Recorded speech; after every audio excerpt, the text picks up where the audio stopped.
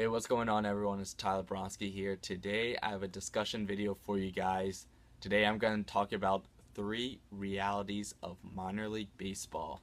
Now, none of these topics are groundbreaking topics, they're well documented out there, but hopefully, today I can bring a little more light to these topics and just provide a little more context. So, I've been in around professional baseball for about 4 seasons now, and even when I was younger, like in middle school, I've had people I know that were involved in pro ball, so I kind of got exposed to it that way a little bit. But really, I've been around it on a consistent basis for like 4 seasons now. Um, I want to say I've seen it all, but I know that's not the case at all.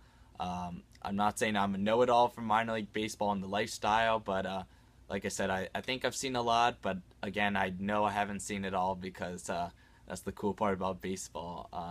When you think you've seen it all, you haven't at all. So that's pretty interesting. But yeah, today I'm going to talk about 3 realities of minor league baseball. And the first one I want to talk about is the cliche saying that it's a business.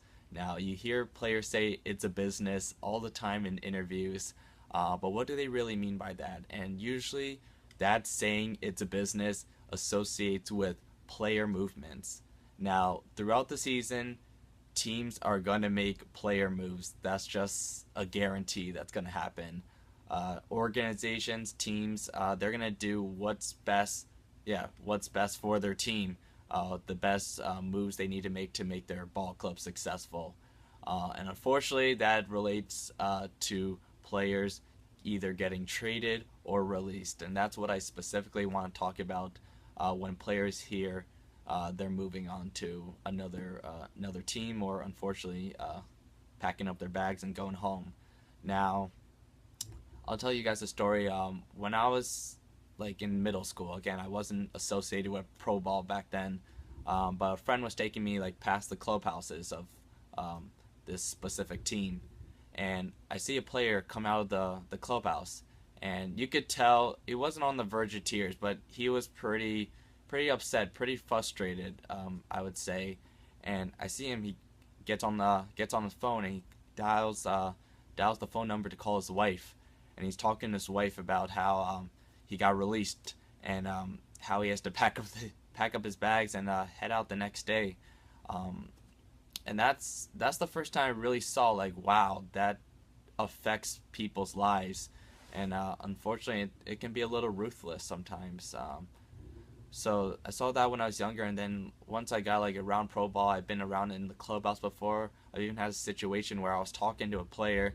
Uh, he got called into the manager's office, and then came back and told me he got released. So it's it's pretty crazy how that can happen. Just in an instance, you can't expect it sometimes. Like I just said, a few minutes ago, I was just having a conversation with the guy, gets called in the office. A couple minutes later, comes in. He's released. Pack up all his bags and head out, and you don't know where you go from there. So that's just the reality of it. Unfortunately, you could be a great guy, great individual, great person, but unfortunately, I guess if the team doesn't feel like you're performing, or you fit the need of the ball club, they'll have to make a move. So that's just the reality of it. It definitely affects players' lives, the families' lives, but unfortunately, that's part of it. So another thing I want to talk about is housing situation. Um, Now, something maybe people don't realize is that teams don't necessarily provide housing for the players. Teams do provide host families, which is a good alternative for players if they want to go that route. It's definitely a money saver if you want to do host families. I've picked up players from their host family houses over the years, and some of them have been pretty good, fine, no problem. But I've also been seen players in host families that the situation isn't necessarily the best.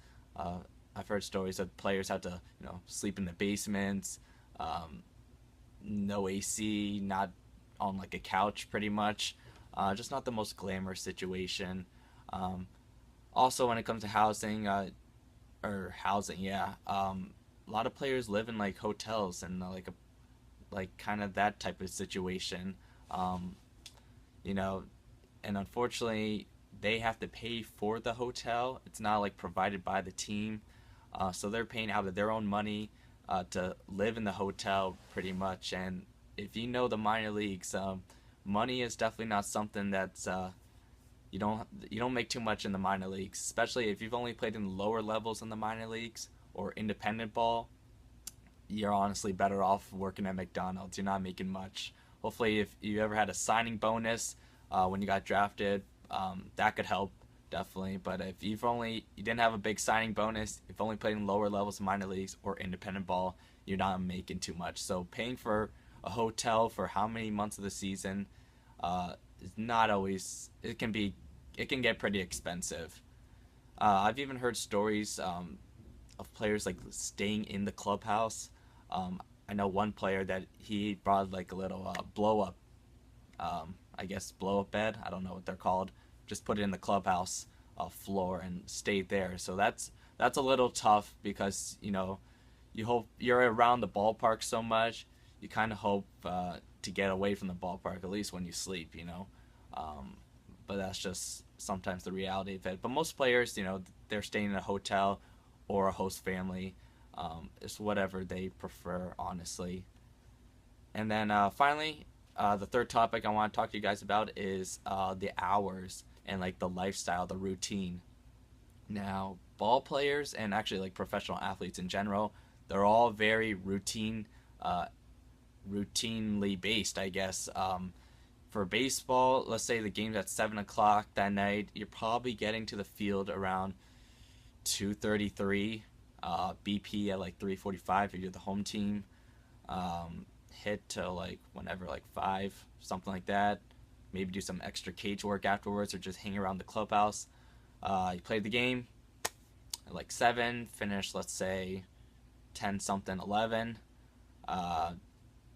Get something to eat, kind of just then you go home, decompress a little bit. Probably going to bed around like 1 or 2 in the morning.